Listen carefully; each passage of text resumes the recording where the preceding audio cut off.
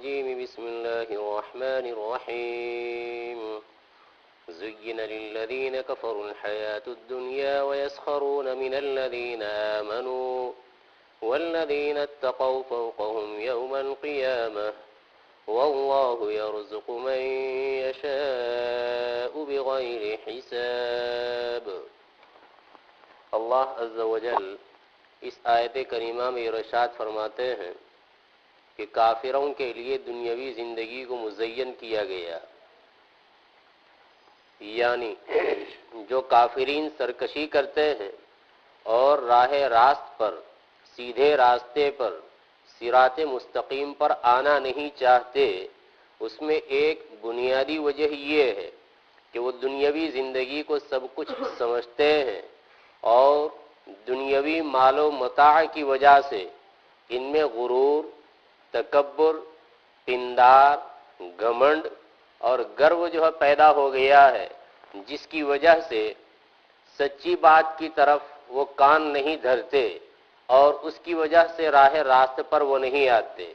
تو اللہ عز و جل فرماتے ہیں کہ مزین کیا کافروں کے لیے، اور یہ میں نے ذکر کر دیا تھا کہ مزین کرنے والی ذات وہ اللہ عز و جل کی، اولاً مزین کیا اللہ نے، اور ثانوی درجے میں دوسرے نمبر پر شیطان نے ان کے سامنے مزین کیا۔ تو حقیقتاً مزین کرنے والی ذات اللہ عز و جل کی ہے کہ دنیا میں جو کچھ ہوتا ہے وہ سب اللہ عز و جل کے ارادے اور اللہ عز و جل کے اختیار اور اللہ عز و جل کے پیدا کرنے سے ہوتا ہے۔ اس اعتبار سے دنیا کی تزیین، دنیا کا مزین ہونا، دنیا کا آراستہ پیراستہ ہونا اور اس کا سوندریوان ہونا اور اس کا جاذب ہونا اور اس کا اپنے اندر مقناطیسی کشش رکھنا، اپنی طرف کھینچنے کی صفت رکھنا، یہ در حقیقت اللہ عز و جل کا فعل ہے۔ پھر یہ جو دنیا مزین ہوئی، اب شیطان کا کام ہی یہ ہے کہ وہ لائے اس راستے کے اوپر، یہ شیطان دوسرے نمبر کے اوپر کام کرتا ہے۔ یہ مطلب نہیں کہ اول درجے میں ابلیس نے مزین کیا ہے، اس لیے کہ یہ تزیین یہ ایک کام ہے، اور جتنے کام دنیا میں ہوتے ہیں ان سب کا خالق اللہ عز و جل ہے۔ یہ ایک الگ بات ہے کہ ہم جو اچھے کام ہوتے ہیں تو اس کی نسبت اللہ عز و جل کی طرف کرتے ہیں، اور جو برا کام ہوتا ہے اس کی نسبت شیطان کی طرف کرتے ہیں، اللہ عز و جل کے ادب کو اور احترام کو ملحوظ رکھتے ہوئے۔ لیکن کہیں بھی ذرہ برابر بھی یہ ہمارا عقیدہ، یہ ہمارا نظریہ نہیں ہے کہ اس شر کو یا اس برائی کو پیدا کرنے والا وہ ابلیس ہے، یہ ذرہ برابر مطلب نہیں ہوتا۔ وما انسانیہ الا الشیطان ان اذکرہ، اگر وہ خادم بھول گئے تھے حضرت موسیٰ علیہ السلام کے یاد دلانا کہ مچھلی جو ہے وہ یہاں سے چلی گئی، حضرت موسیٰ علیہ السلام آرام کر رہے ہیں، پھر بعد میں جب یاد آیا حضرت موسیٰ علیہ السلام کو چلنے کے نتیجے میں بھوک کا احساس ہوا، اس موقع پر پوچھا تو انہوں نے ذکر کیا کہ شیطان نے مجھے بھلا دیا۔ تو شیطان بھلانے والا نہیں، حقیقت میں بھلانے والی ذات اللہ عز و جل کی ہے، لیکن یہ کام تھا برا، بھولنے کا، اس اعتبار سے نسبت جو ہے وہ کر دی گئی ہے ابلیس کی طرف یا شیطان کی طرف، ایسے ہی جملہ امور میں اور تمام چیزوں میں۔ ورنہ والقدر خیرہ وشرہ من اللہ تعالی، یہ ہے ہمارا نظریہ کہ جو کچھ ہوتا ہے اچھا یا برا یہ سب اللہ عز و جل کی طرف سے ہوتا ہے۔ تو اللہ عز و جل یہ ارشاد فرماتے ہیں کہ دنیاوی زندگی کو مزین کیا گیا کافرین کے لیے، اور دنیاوی مال و متاع ملا جس کی وجہ سے یہ لوگ تکبر میں اور غرور میں اور فخر کے اندر میں مبتلا ہوئے۔ اب کیا کرنے لگے؟ وَيَسْخَرُونَ مِنَ الَّذِينَ آمَنُوا، جو مومنین ہیں ان کا یہ تمسخر کرتے ہیں، ان کا یہ مذاق اڑاتے ہیں، ان کا یہ ٹھٹھا کرتے ہیں، ان کا مضحکہ بناتے ہیں، اور ان کو اس طریقے سے اپنے اشاروں وغیرہ کے اندر میں، گفتگو وغیرہ کے اندر میں لاتے ہیں جس کے نتیجے میں ان کی تحقیر ہو، ان کی تذلیل ہو۔ کس طریقے پر سخریہ کرتے ہیں، کس طریقے پر مذاق کرتے ہیں، استہزاء اور ٹھٹھا کی صورت کیا ہوتی ہے، اس کو قرآن مجید نے یہاں ذکر نہیں کیا، ایک اور مقام کے اوپر ذکر فرمایا، ان الذین اجرموا كانوا من الذین آمنوا يضحكون واذا مروا بهم يتغامزون، کہ جو مجرمین ہیں، جو کافر ہیں، وہ مومنین سے ہنستے ہیں اور جب ان کے پاس سے گزرتے ہیں تو پھر اس کے بعد آنکھوں سے وہ اشارے کرتے ہیں ایک دوسرے کو. تو یہ کافرین، مجرمین، منافقین، ان کا حال یہ ہے کہ جب مؤمنین اور جو فقراء قسم کے ہیں، غریب قسم کے ہیں، حضرت صہیب کی طرح، حضرت بلال کی طرح، حضرت عمار کی طرح، حضرت عبداللہ ابن مسعود رضی اللہ تعالیٰ عنہ کی طرح، تو حال یہ ہوتا ہے کہ وہ ایک دوسرے کو کنکھیوں سے اور آنکھوں سے اشارے کرتے ہیں. یہ بھی ایک مضحکے کا انداز ہے، یہ بھی ایک تمسخر کی صورت ہے جس کو ہم لوگ بھی جانتے ہیں اور نہیں اس کی زیادہ تفصیل کی ضرورت. تو اللہ عز و جل فرماتے ہیں وَيَسْخَرُونَ مِنَ الَّذِينَ آمَنُوا، مومنین سے یہ لوگ سخریہ کرتے ہیں اور مذاق کرتے ہیں. حضرت مفتی محمد شفیع صاحب نور اللہ مرقدہ اپنی تفسیر کے اندر میں ذکر فرماتے ہیں کہ آج کل جو دینی طبقہ ہے اور جو اہل علم کا طبقہ ہے، ان سے جو تمسخر کیا جاتا ہے، دنیا والے جو تمسخر کرتے ہیں، یعنی ہیں مومن، ہیں مسلمان، لیکن ہیں دنیا دار. تو یہ دنیا دار جو مومنین مخلصین کا یا اہل علم کا جو مذاق کرتے ہیں، اس میں بھی یہی بات ہے. اور یہاں جو آیت کریمہ چل رہی ہے تو اس آیت کریمہ کو ان لوگوں کے اوپر بھی فٹ کیا جائے گا، چاہے وہ ثانوی درجے میں اور دوسرے نمبر کے اوپر ہو. اصل وہ مال کی وجہ سے اہل علم کو حقیر سمجھتے ہیں اور یہ سمجھتے ہیں یہ چند ٹکے کے مولوی ہیں، اور یہ کہ ہم اتنی تنخواہ دیتے ہیں اور اتنے پیسے دیتے ہیں، وہ بکنے والی ایک قوم ہے. وہ یہ سمجھتے ہیں، احسان جتاتے ہیں ان علماء کے اوپر. یہ در حقیقت وہ مال کی خرابی ہے، یا مال کے آنے کے نتیجے میں جو کبر پیدا ہو گیا ہے، اس کبر کی خرابی اور مفسدے کے نتیجے میں اس طریقے سے علماء کی تحقیر اور تذلیل کرتے ہیں. اور یہ ایک عام رویہ ہے، یہ نہیں کوئی ایک آدھ دو جگہ کی باتیں، بلکہ ایک عام رویہ مسلمانوں کا یہ ہو گیا کہ اگر وہ اہل علم ہے اور پھر اس میں بھی کم تنخواہ پانے والا ہے تو ایسے موقع پر ان کی کوئی حیثیت ہی نہیں ہوتی ہے. یعنی جب تک کوئی لچھے دار تقریر کرنے والا نہ ہو وہاں تو خاطر ہی میں نہیں لاتے. اندازہ لگائیں، بالکل اقوام عالم وہ آپ کے سامنے ہے. اور پھر یہ مؤمنین جو ایک قوم ہے خاص، ان کے حال کو بھی آپ ملاحظہ رکھیں اور ان کی حالت کے اوپر بھی گہری نظر رکھیں. بالکل یہی بات ہوگی. اگر لچھے دار تقریر کرنے والا، اس کے آگے پیچھے کتنے ہی چلنے والے ہوں گے، لیکن اگر وہ عام مولوی ہے، تقریر نہیں کر سکتا ہے، یہ میرے طریقے کا ہے کہ جس کے اندر میں ذرہ برابر بولنے کا سلیقہ نہیں ہے کہ بالکل اوپر ہی جاتا ہے، تو اس کی بات تو کون میں کون. یہ مطلب نہیں کہ میری جو ہے بے عزتی ہو رہی ہے، میں یہ نہیں کہہ رہا ہوں. میں یہ کہہ رہا ہوں کہ اگر لچھے دار تقریر کرنے والا ہوگا تو اس کے دائیں بائیں آگے پیچھے مول صاحب کب پروگرام کب دعوت، یہ. اور اگر ایسا نہیں ہے تو پھر اس کے بعد ذرا برابر منہ دینے کے لیے تیار نہیں، بات کرنے کے لیے تیار نہیں. یہ وہی سخریے کا انداز ہے جو کافرین کا رہا تھا مومنین مخلصین کے ساتھ.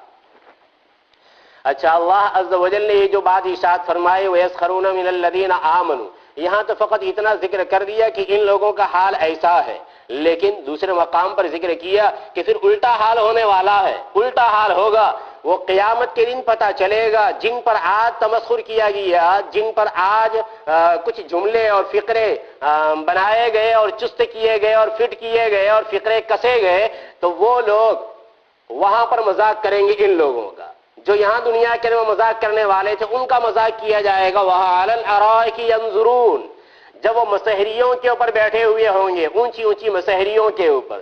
اور یہ برطانیہ والوں نے تو اس کا تصور بھی نہیں کیا ہے، مسحریوں کا تصور بھی نہیں کیا ہے برطانیہ والوں نے. وہ سمجھتے ہیں کہ ہم اچھے خاصے ناز و نعمت کے میں رہنے والے ہیں، لیکن وہ راندیر میں جائیں، راندیر کے اندر میں، اور پھر وہ برما کی انکم سے جو ان کے مکانات وغیرہ بنے ہیں اندر سے وہ ذرا آپ دیکھیں تو پھر اس کے بعد کچھ نقشہ سامنے آئے گا جنت کا. یہاں کچھ بھی نہیں، برطانیہ میں تو کچھ بھی نہیں. ایک ٹھوکر لگاؤ اس کے نتیجے میں ٹوٹ جائے یہ مسحری اور یہ تخت. اور وہاں راندیر والوں کا اگر دیکھیں گے تو عش عش کریں گے. اچھا، تو اللہ عز و جل یہ فرماتے ہیں علی الارائک ینظرون، وہ ارائک کے اوپر اور مسحریوں کے اوپر بیٹھے ہوئے. مسحری بھی سمجھتے ہیں آپ لوگ، مطلب جو چارپائی ہوتی ہے مخصوص انداز کی ہوتی ہے، بالکل شاہانہ انداز کی. تو شاہانہ انداز کی جو مسحریہ ہوگی اور جو تخت ہوں گے اور ان کے جو بیڈ ہوں گے اس کے اوپر وہ بیٹھے ہوئے ہوں گے اور کیا کرتے ہوں گے. آج جن لوگوں نے مذاق کیا تھا تو ان لوگوں کے اوپر وہ ہنستے ہوں گے. کچھ علاقے ایسے ہوں گے جس کے نتیجے میں ان کو نظر آئے گا، وہ جہنم والوں کو دیکھیں گے، یہ جنت والے وہ جہنم والوں کو دیکھیں گے، اور پھر اس کے بعد ان کے اوپر یہ لوگ ہنسیں گے کہ اچھا یہی تو وہ تھے کہ جو دنیا کے اندر میں ہمیں چین کا سانس لینے نہیں دیتے تھے اور موقع بموقع ہمارا مذاق اڑایا کرتے تھے. آج موقع ہے ان پر ہنسنے کا.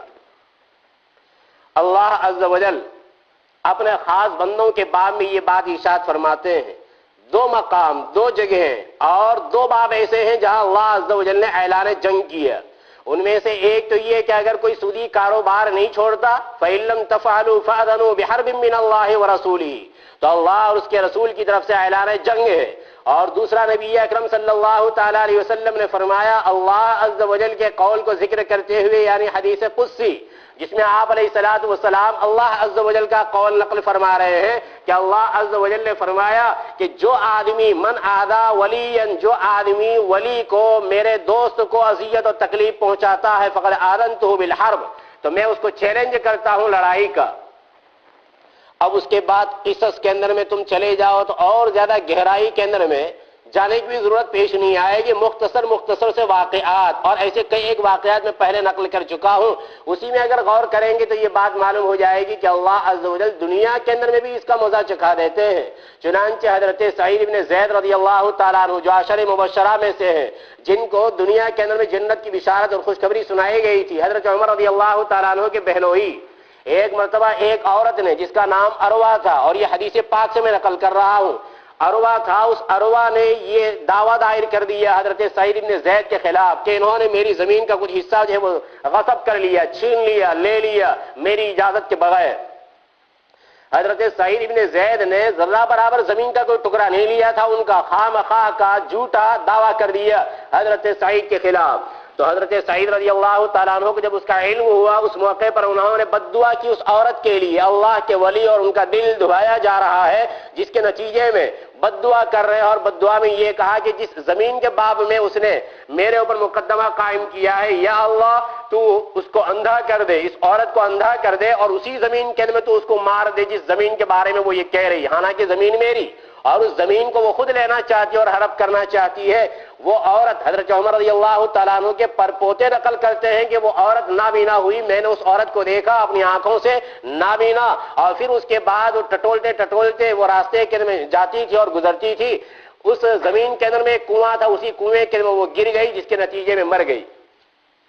حضرت سعد بن ابی وقاص رضی اللہ تعالیٰ عنہ کا واقعہ کئی ایک دفعہ میں نقل کر چکا ہوں.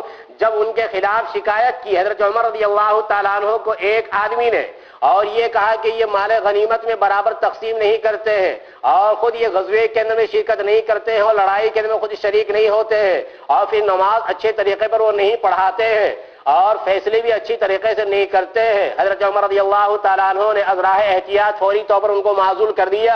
حضرت عمار بن یاسر رضی اللہ تعالیٰ عنہ کو ان کی جگہ کے اوپر نامزد کر دیا، اور پھر سعد رضی اللہ تعالیٰ عنہ سے تحقیق کر رہے ہیں. تحقیق کے بعد پتہ چلا کہ اس شکایت میں کوئی دم نہیں ہے، بالکل جھوٹی شکایت تھی جو حضرت عمر رضی اللہ تعالیٰ عنہ کے پاس پہنچائی گئی تھی. حضرت سعد رضی اللہ تعالیٰ عنہ نے بد دعا کی اس آدمی کے لیے کہ یا اللہ اس کی زندگی کو طویل کر، اور فقر و فاقہ کے اندر میں اس کو مبتلا کر، اور فتنہ اور فساد کے اندر میں اس کو مبتلا کر. اس کی زندگی بھی طویل ہوئی. فقر و فاقہ کا حال یہ کہ وہ لوگوں کے سامنے مانگتا تھا، اور عمر اتنی طویل ہوئی تھی، اتنی دراز ہوئی تھی کہ یہ جو پلکیں تھی وہ پلکیں جھک گئی تھی، اور دیکھنا ہوتا تو اس طریقے سے وہ دیکھا کرتا تھا وہ بوڑھا. اب اس بوڑھے کا حال یہ ہوا، فقر و فاقہ کے نتیجے میں مانگ رہا ہے، اور راستے میں چلتی ہوئی جو لڑکیاں ہوتی تھی جو اس کے ساتھ وہ شرارت اور بدماشی کیا کرتا تھا، اور وہ عورتیں اور وہ لڑکیاں وہ ان پر ہنستے تھے اور کہتے تھے اتنی بڑی عمر کا ہو گیا اور شرم نہیں آتی ہے. تو اس کا یہ حال. حضرت سعد رضی اللہ تعالیٰ عنہ کی بد دعا کا احساس بھی ہو گیا اس آدمی کو، اور وہ کہنے لگا کہ یہ حضرت سعد رضی اللہ تعالیٰ عنہ کی بد دعا کے نتیجے میں میرا حال ہوا ہے. حضرت امام ابو حنیفہ علیہ رحمہ کے باب میں مولانا عبد الجبار غزنوی وہ نقل فرماتے ہیں کہ ایک مرتبہ درس بخاری کے اندر میں ایک طالب علم نے اعتراض کرتے ہوئے یہ کہہ دیا کہ حضرت امام ابو حنیفہ علیہ رحمہ کو جو 15 احادیث یاد تھی، اس موقع پر انہوں نے ناگواری کا اظہار کیا، استاد نے مولانا عبد الجبار غزنوی نے، اور غصے کے اندر سرخ ہو گئے اور لال ہو گئے، اور پھر اس کے بعد حلقہ درس سے اس آدمی کو، اس طالب علم کو نکال دیا، مدرسے سے خارج کر دیا، اور آپ نے فرمایا کہ ایک ہفتے کے اندر اندر یہ آدمی مرتد ہو جائے گا. چنانچہ طالب علم ایک ہفتے کے اندر میں مرتد ہو گئی ہے. حضرت امام ابو حنیفہ علیہ رحمہ ہی کے باب میں پہلے نقل کر چکا ہوں. ایک آدمی جو ہے ان سے کہہ رہا ہے حضرت امام ابو حنیفہ علیہ رحمہ سے، ان کے مکان کے اوپر آواز دی، کھٹکھٹایا. حضرت امام ابو حنیفہ علیہ رحمہ برآمد ہوئے، باہر نکلے، پوچھا کیا کام ہے، تو کہا کہ میں تمہاری والدہ سے نکاح کرنا چاہتا ہوں. حضرت امام ابو حنیفہ علیہ الرحمہ نے فرمایا کہ بھئی وہ عاقلہ بالغہ ہے، بڑی عمر کی ہے، لہذا میں خود ان سے معلوم کر لیتا ہوں، اگر وہ اجازت دیتی ہے تو پھر ان کا نکاح جو ہے وہ تمہارے ساتھ میں کر دوں گا۔ حضرت امام ابو حنیفہ علیہ الرحمہ کی گستاخی کے لیے جملہ اس نے کہا تھا، اور ان کی بے ادبی کے لیے، تحقیر کے لیے حضرت امام ابو حنیفہ علیہ الرحمہ گھر میں گئے اور باہر نکلے تو دیکھا کہ وہ قتل ہو گیا تھا۔ غیب سے ایک تلوار نمودار ہوئی اور اس نے کام تمام کر دیا تھا اس آدمی کا۔ حضرت امام ابو حنیفہ علیہ الرحمہ نے فرمایا کہ قتلہ صبری، میرے صبر نے اس آدمی کو قتل کیا۔ میر ابراہیم سیال کوٹی، یہ اہل حدیث کے ایک بڑے عالم سمجھے جاتے ہیں۔ ایک مرتبہ حضرت امام ابو حنیفہ علیہ الرحمہ کی مذمت کے لیے اور حضرت امام ابو حنیفہ علیہ الرحمہ کی مخالفت کے لیے ایک کتاب لکھنے کا ارادہ کر رہے ہیں، اور متعلقہ جتنی کتابیں ہیں ان کو انہوں نے کھنگالا، نکالا اور پھر اس کے بعد لکھنا شروع کیا۔ وہ یہ کہہ رہے ہیں کہ نصف النہار ہے، دن جو ہے وہ آدھا ہے، دوپہر کا وقت ہے، آفتاب نکلا ہوا ہے، اس کے باوجود میرے سامنے گھٹا توپ اندھیرا چھا گیا، ذرہ برابر مجھے کوئی چیز نظر نہیں آتی تھی۔ فوراً مجھے تنبہ ہوا کہ یہ حضرت امام ابو حنیفہ علیہ الرحمہ کے باب میں مخالفت کرنے میں جو کچھ لکھنا چاہتا ہوں، اس کی وجہ سے اللہ عز و جل نے یہ سبق مجھے دیا ہے۔ انہوں نے کلمہ استغفار کہا اور بار بار کلمات استغفار کو دہراتے رہے۔ وہ دھوپ جو ہے برآمد ہوئی اور دھوپ کمرے کے اندر میں آنے لگی اور ساتھ ساتھ روشنی بھی، اور یہ کہنے لگے کہ اتنی روشنی کہ جو باہر روشنی تھی اس سے زیادہ روشنی مجھے نظر آئی۔ اس کے بعد جو حضرت امام ابو حنیفہ علیہ الرحمہ کے عقیدت مند نہیں تھے، ان لوگوں کے ساتھ جب میری گفتگو ہوتی تھی تو میں ان کو یوں کہتا تھا کہ امام ابو حنیفہ علیہ الرحمہ کی مخالفت نہ کرو، تم اپنے نظریے کے اوپر رہو، ٹھیک ہے ہم بھی اپنے نظریے کے اوپر ہیں، وہی اہل حدیث کا جو نظریہ ہے، لیکن امام ابو حنیفہ علیہ الرحمہ کی مخالفت نہ کرو، اس لیے کہ میں اس کا انجام دیکھ چکا ہوں۔ اور میری اور تمہاری مثال ایسی ہے جیسے کہ نبی اکرم صلی اللہ تعالیٰ علیہ وسلم معراج میں تشریف لے گئے اور انکار کرنے والوں نے شد و مد کے ساتھ انکار کیا اور کہا کہ نہ، یہ تو ہو ہی نہیں سکتا ہے کہ آن کی آن میں یہاں سے وہاں اور وہاں سے وہاں اور پھر اس کے بعد یہاں، یہ ہو نہیں سکتا ہے۔ افتمارونہ علی ما یری، قرآن مجید یہ کہہ رہا ہے تم شک کرتے ہو اس بات میں جس کو انہوں نے سر کی آنکھوں سے دیکھا۔ یہ پورا واقعہ ان کے ساتھ پیش آیا تو کہہ رہے ہیں کہ میرے ساتھ وہ واقعہ پیش آیا ہے، لہذا میری اور تمہاری مثال ایسی ہے جیسے قرآن مجید نے اس آیت کریمہ میں اس کا نقشہ کھینچا ہے۔ افتمارونہ علی ما یری، میں دیکھے بھالے ہوئے ہوں اس واقعے کو جو میرے ساتھ گزرا، لہذا خواہ کی تم مخالفت نہ کرو حضرت امام ابو حنیفہ علیہ الرحمہ کی۔ خلیفہ منصور نے ایک مرتبہ یہ چاہا کہ جعفر صادق جو شیعہ کے اماموں میں سمجھے جاتے ہیں، بڑے متورع ہیں، بڑے پرہیزگار، لیکن ان کا اپنا ایک نظریہ ہے شیعوں کا، تو ایک مرتبہ قتل کرنے کا ارادہ کیا جعفر صادق کو خلیفہ منصور نے، اور وزیر سے کہا کہ فوری طور پر ان کو گرفتار کر کے سامنے لے آؤ تاکہ ان کو تہہ تیگ کر دیا جائے، قتل کر دیا جائے۔ وزیر نے کہا کہ وہ خلوت اختیار کیے ہوئے ہیں، تنہائی اختیار کیے ہوئے ہیں، وہ ہمارا ملک ہڑپ کرنا نہیں چاہتے اور ہماری مخالفت پر لوگوں کو نہیں اکسا رہے ہیں، ہمارا کوئی نقصان نہیں ہے، اس آدمی کو اپنے حال پر رکھ چھوڑو۔ کہا نہیں، میرا یہ حکم ہے، ان کو حاضر کرنا پڑے گا۔ وزیر بیچارہ مجبور تھا، روٹی کا ٹکڑا کھاتا تھا، تو اب وزیر نے بھی آدمی بلانے کے لیے بھیجا، کارندے بلا کر لائے۔ اب یہ اپنے مسند کے اوپر بیٹھا ہوا، اپنے تخت کے اوپر بیٹھا ہوا ہے خلیفہ منصور۔ اب دیکھیے حالت بالکل الٹی، جس وقت داخل ہوئے جعفر صادق تو فوراً یہ اٹھ کھڑا ہوا اور آداب بجا لایا، جو طریقہ تھا آداب بجا لایا۔ اس کے بعد مسند کے اوپر بٹھایا جعفر صادق کو اور خود جو ہے وہ ادب کے ساتھ سامنے بیٹھ گیا۔ گفتگو ہوئی، اس میں انہوں نے جعفر صادق نے پوچھا، دریافت کیا کہ کیا حاجت ہے، کس وجہ سے آپ نے بلایا؟ کہا میں نے اس وجہ سے بلایا ہے کہ آپ کو کوئی ضرورت ہو تو میرے سامنے نقل کرو تاکہ اس ضرورت کو میں پورا کر دوں۔ کہا کہ ضرورت میری یہ ہے کہ دوسری مرتبہ مجھے مت بلانا، میری ضرورت یہی ہے کہ دوسری مرتبہ مجھے مت بلانا۔ چلے گئے، جیسے ہی نکلے فوراً یہ آدمی بے ہوش، خلیفہ منصور بے ہوش، اور کئی دن تک بے ہوش رہا۔ جب ہوش آیا تو وزیر نے کہا کہ ماجرا کیا تھا؟ آپ نے تو اس کو قتل کرنے کے لیے بلایا تھا، اور علامت آپ نے ہم لوگوں کو یہ بتلائی تھی کہ جس وقت میں اپنی ٹوپی کو اتاروں گا سر سے تو اس کا مطلب ہے کہ قتل کرو. تو ایسی کوئی علامت وغیرہ ظاہر ہونے کا تو سوال ہی پیدا نہیں ہوا. جب وہ داخل ہوئے تو فوراً آپ اٹھ کھڑے ہوئے اور آپ اعزاز اور اکرام کے میں حد کرتے ہوئے اپنے تخت پر ان کو بیٹھا رہے ہیں، اور آپ جو ہے زانوِ ادب طے کیے ہوئے ہیں اس کے سامنے. یہ کیا ماجرا تھا؟ تو کہا کہ جس وقت وہ داخل ہو رہے تھے ان کے ساتھ ایک اژدہا تھا، اور میں نے یہ خیال کیا کہ اگر میں کوئی کارروائی کرنے کے لیے کہوں گا تو یہ اژدہا اور یہ سانپ جو بڑا اجگر وہ مجھے کھا جائے گا، اس لیے یہ کام مجھے کرنے پڑے جو میں کر رہا تھا مجبوراً. بات کس پر چل رہی ہے؟ جو آدمی اللہ عز و جل کے ولی کے ساتھ اس قسم کا سلوک کرنا چاہے، اس قسم کا معاملہ کرنا چاہے، آخرت میں جو ہونا ہوگا وہ تو ہوگا، لیکن دنیا کے اندر میں بھی اللہ عز و جل اس کا نقشہ جو ہے وہ دکھا دیتے ہیں.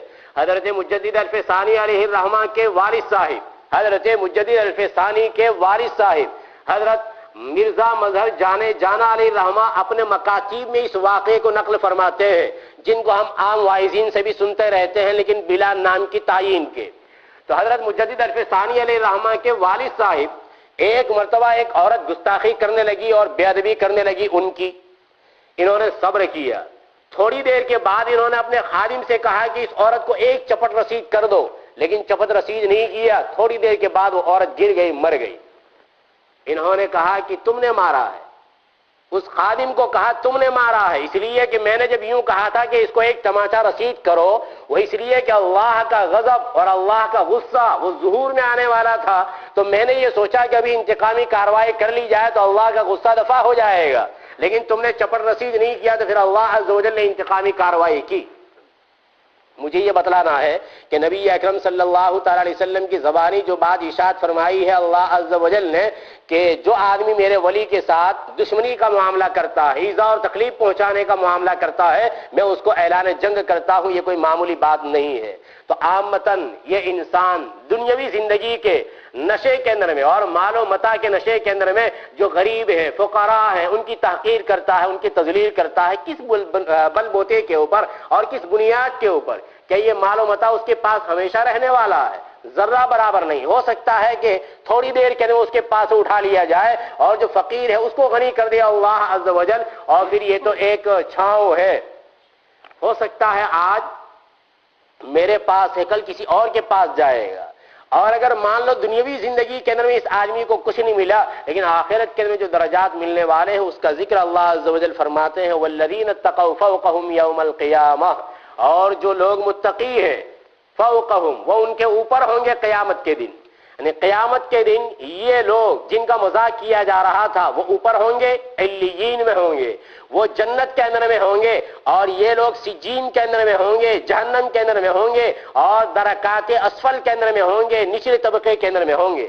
اس اعتبار سے متقی لوگ اوپر ہوئے. ایک نمبر.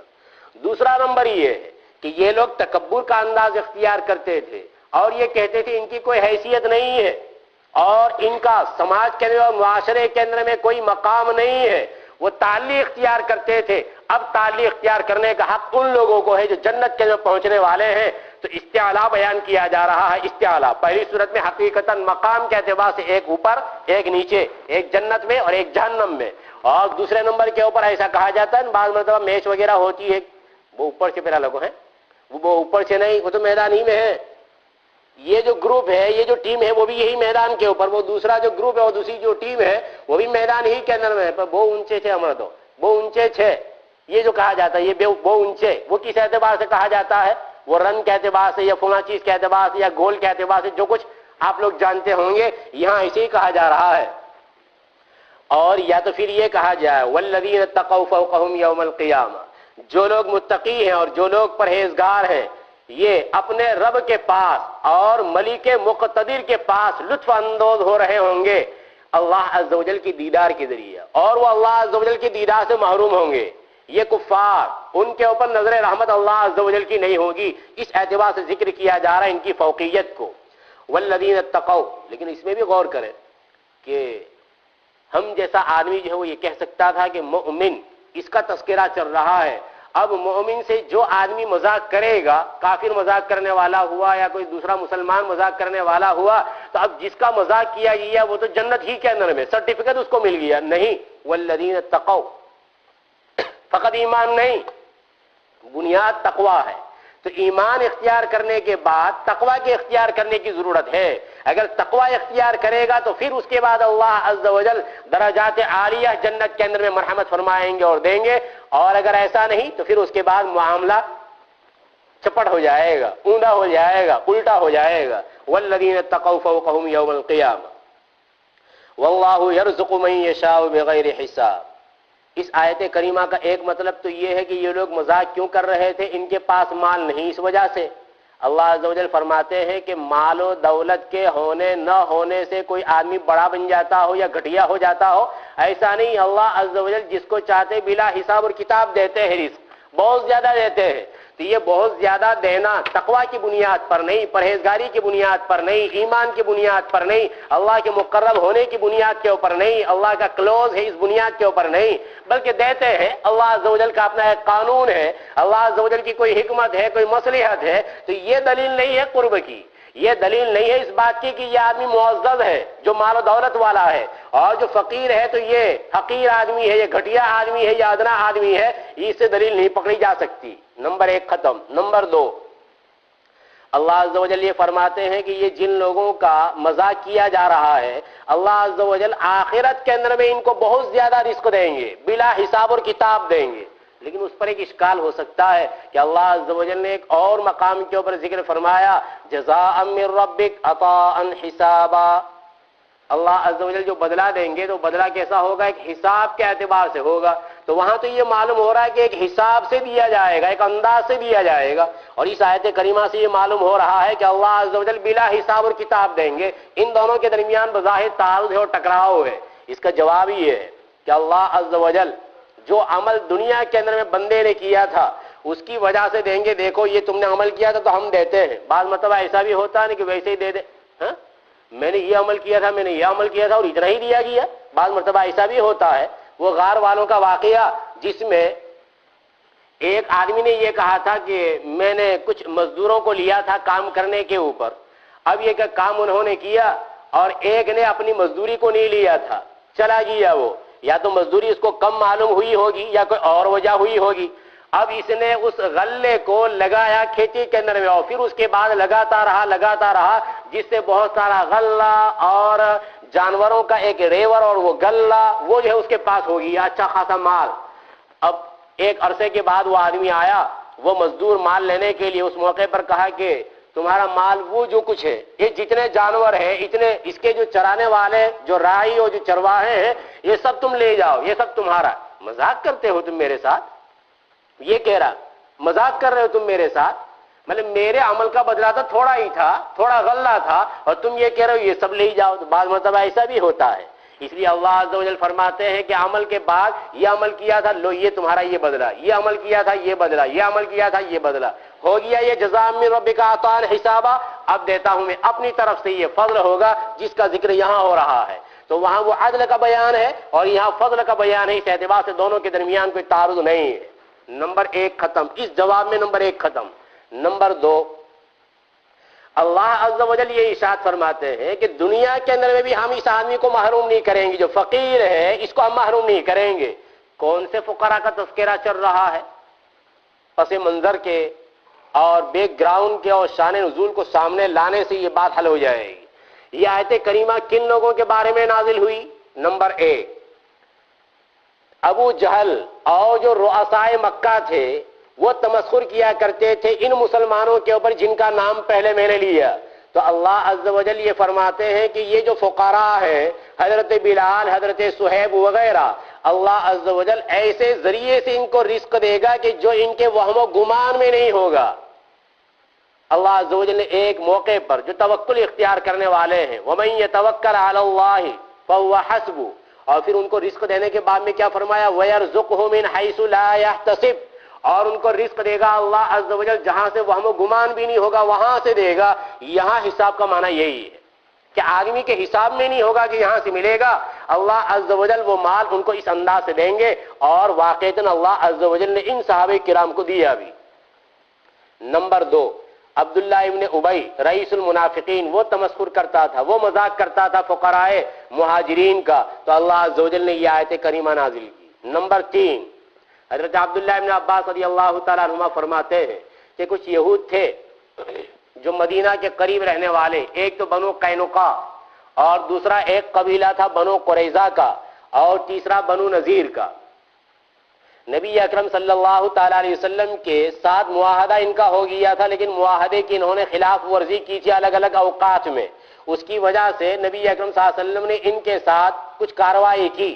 اب اس کارروائی کی تفصیل پہلے بھی آ چکی ہے اور کچھ اشارہ بھی آئے گا. نبی اکرم صلی اللہ تعالیٰ علیہ وسلم غزوہ بدر کے بعد تشریف لے گئے بنو قینقاع جہاں آباد تھے وہاں، اور ان کو جا کر کہا کہ دیکھو میں اللہ کا رسول ہوں، تمہاری کتابوں میں یہ لکھا ہوا ہے، اور اگر تم ایمان نہیں لاؤ گے تو ہو سکتا ہے ویسی نقمت اور ویسا عذاب تمہارے اوپر آئے جیسے کفار مکہ کے اوپر آیا بدر کے اندر میں. اور وہ مارے گئے، 70 آدمی مارے گئے، 70 جو ہے وہ گرفتار ہوئے. ان لوگوں نے کہا کہ وہ لوگ تجربہ کار نہیں تھے، ان کو لڑنا وڑنا نہیں آتا تھا، اس وجہ سے وہ شکست کھا گئے ہوں گے اور ہار گئے ہوں گے. ہم جنگجو ہیں، اچھے خاصے لڑنے والے ہیں اور ہماری زندگی اسی میں گئی ہے، ہمارے ساتھ جب مقابلہ ہوگا تو پتہ چل جائے گا. آپ علیہ الصلوۃ والسلام کو جب اس طریقے سے انہوں نے جواب دیا تو آپ نے مدینہ جانے کے بعد فرمایا کہ تیاری کرو. اب بنو قینقاع کا محاصرہ کر لیا.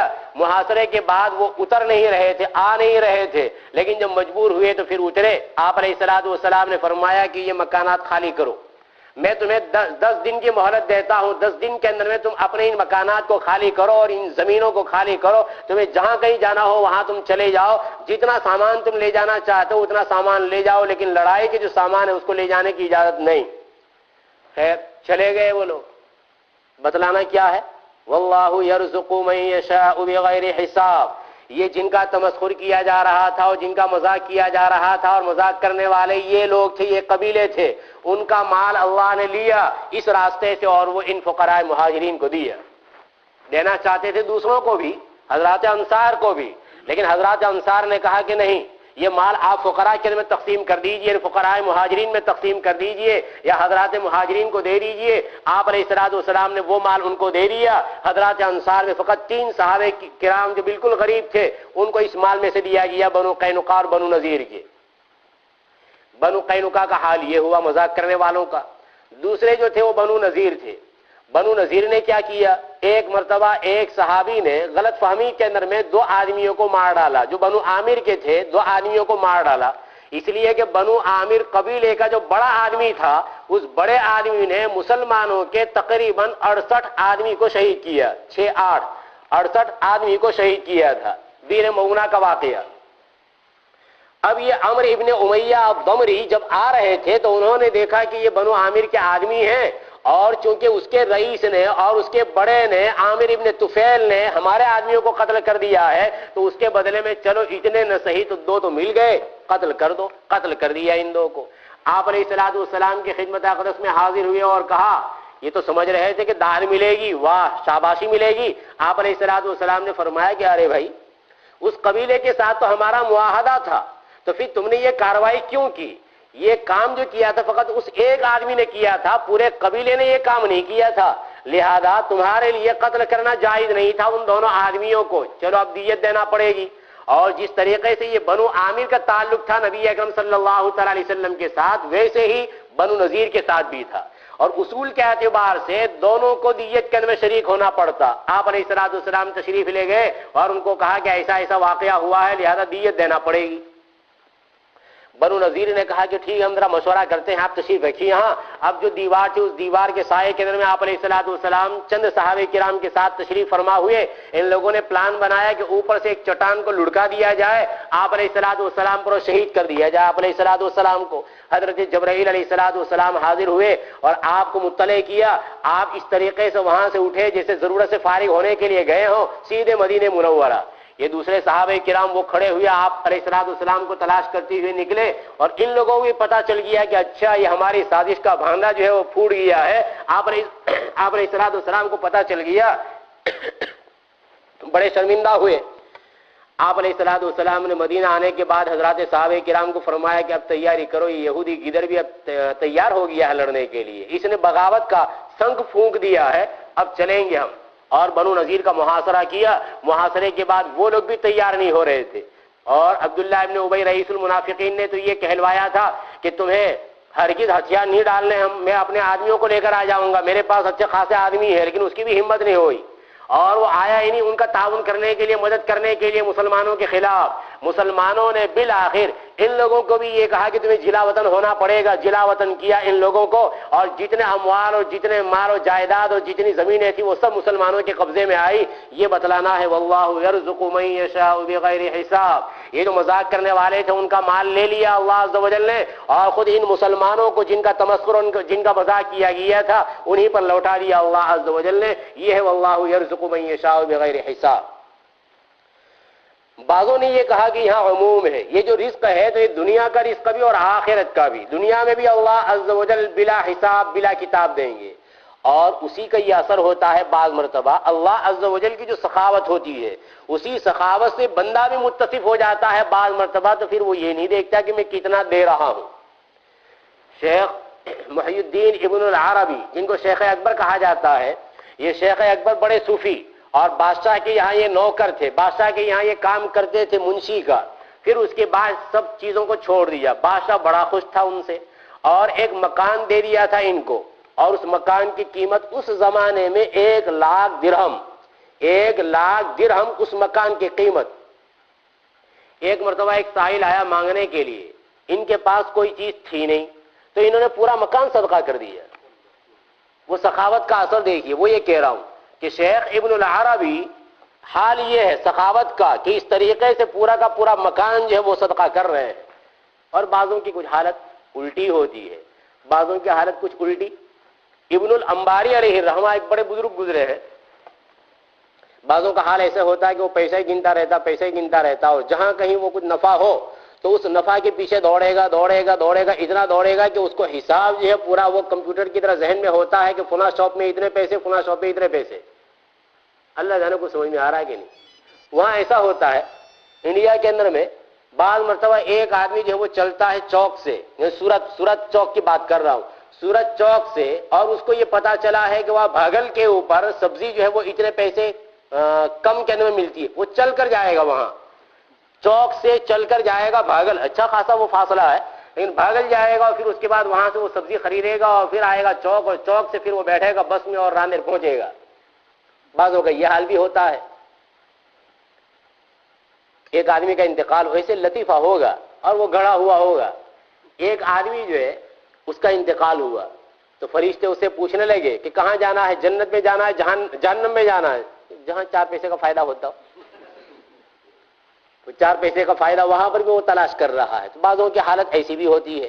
ابن الانباری علیہ الرحمہ یہ اہل و عیال والے نہیں تھے، اور دیکھا ہوگا بعض مرتبہ جن کی اولاد نہیں ہوتی ہے تو بچہ اگر تھوڑا بہت بھی شور کرتا ہے، اور اگر وہ بچے ہیں اس کے تو وہ سمجھتا ہے کہ بچے تو اس طرح شور کرتے رہے، وہ تحمل کی ایک عادت ہو جاتی ہے، تجربہ بھی آپ لوگوں کو ہوگا۔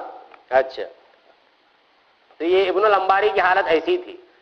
فقہا نے جہاں یہ بیان کیا کہ نبی اکرم صلی اللہ تعالی علیہ وسلم نے نکاح کا امر فرمایا اور نکاح کا حکم دیا، اب نکاح کی جو فوائد بیان کرتے ہوئے چلے گئے فقہا حضرات محدثین کی بیان کردہ تشریح کے اعتبار سے، اس میں ایک بات یہ بھی ہے کہ سخاوت کا مادہ پیدا ہوتا ہے۔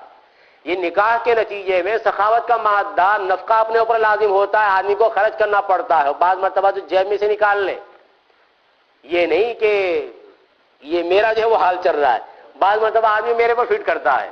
یہاں تو جو دنیا بھر کے قصے آتے ہیں، وہ دنیا بھر کے قصے جو میرے سامنے ہوتے ہیں، وہ بعض مرتبہ کوئی انسان ایسا بھی سمجھ لے کہ وہ ہوور کی بات چل رہی تھی، میں بھی ہوور کرتا ہوں گا یا مجھ سے بھی ہوور کرایا جاتا ہوگا، اس لیے اس کا میں جواب دے رہا ہوں کہ یہاں جو وہ دنیا بھر کے قصے جو وہ سامنے آتے ہیں، اس لیے یہ ضروری نہیں کہ وہ میرے اوپر آپ لوگ چسپاں کریں، جہاں کہیں مجھے چسپاں کرنا ہوگا اور ٹوپی پہننا ہوگی میں ٹوپی پہن لوں گا۔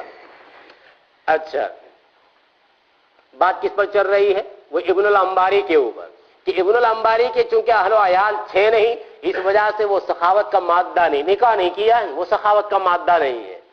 اور عالم کتنے بڑے ہیں؟ عالم اتنے بڑے کہ 45,000 اوراق میں 45,000 اوراق میں ایک کتاب حدیث کے مشکل الفاظ کی انہوں نے لکھی ہے، غریب الحدیث، یہ ہے ابن الانباری.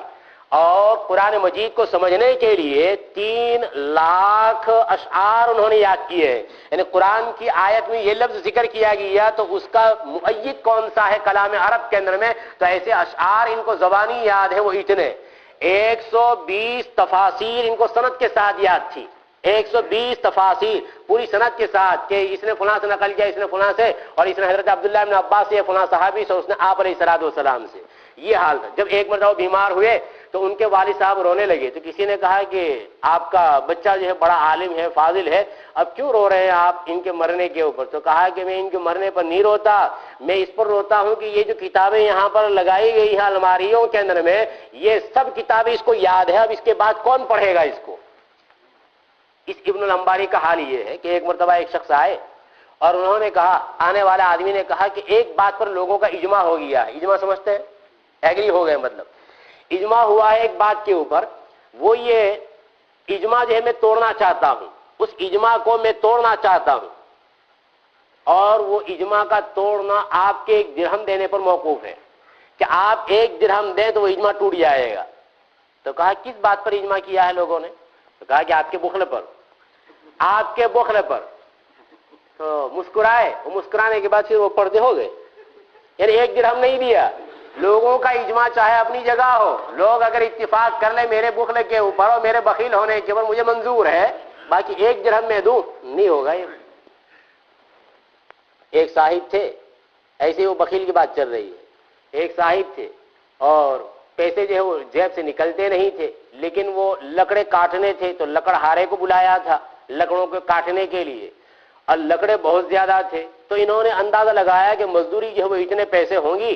اب یہ کہ اتنے زیادہ پیسے چلے جائیں، چلو میں بھی تھوڑا کام میں ہاتھ بٹاتا ہوں تاکہ پیسے کم دینے پڑے. اب لکڑہارا جب کام کر رہا ہے تو آپ لوگوں نے دیکھا ہوگا یہاں تو وہ لکڑے وکڑے کا مسئلہ ہے نہیں، وہ انڈیا کے اندر میں اچھی خاصی اس میں زحمت ہوتی ہے، اور پھر اس کے بعد جو لگاتا تو وہ ایسے آواز بھی نکلتی ہے. وہ مارنے والا ایک تو وہ بجنے کی آواز، اور خود آدمی کی بھی آواز نکلتی ہے اس مارتے ہوئے. اب وہ جو آدمی کی آواز نکل رہی تھی تو یہ جو بخیل صاحب تھے جنہوں نے کام کے لیے بلایا تھا وہ بھی ایسا کرتے تھے ساتھ میں. جب یہ کرتا تھا آواز تو یہ بھی آواز کرتا تھا. اب مان لیجئے کہ آج کے زمانے کے اعتبار سے 20 پاؤنڈ ہوتے تھے، 20 پاؤنڈ، تو 20 پاؤنڈ کے بجائے 10 پاؤنڈ دیے. کیوں 10 پاؤنڈ؟ میں نے بھی کام کیا تھا. آپ نے کون سا کام کیا؟ جس طرح تم آواز نکالتے تھے میں نے بھی آواز نکالا، تو اس لیے آدھی اجرت میری ہوئی اور آدھی جو ہے وہ آپ کی. نہیں، قاضی کے پاس معاملہ گیا اور قاضی جو ہے وہ بھی ہنسمکھا تھا. قاضی نے کہا کہ دیکھو پہلے جو ہے وہ پورے کے پورے 20 پاؤنڈ میرے حوالے کر دو. اب 20 پاؤنڈ لیے، 20 پاؤنڈ لینے کے بعد پھر ایک صندوق لیا اور 1 درہم جو ہے وہ اس میں ڈالا، ایسے دوسرا ڈالا. پھر اس کے بعد کا جتنے دراہم ہیں وہ سب لکڑہارے کہ جو ٹن ٹن ٹن بجتا رہا، یہ اس بخیل کا. وہ آواز کے بدلے میں 5 پاؤنڈ یا 10 پاؤنڈ جو وصول کیے رہے، تب یہاں کا یہ ٹن ٹن ٹن ٹن، بس اسی کو لے لو، یہ ہو گئی تمہاری اجرت، جاؤ. حق تبارک و تعالیٰ جو کچھ کہا گیا صحیح معنی میں اس کو سمجھنے کی توفیق مرحمت فرمایا. آمین. وآخر دعوانا الحمدللہ رب العالمین.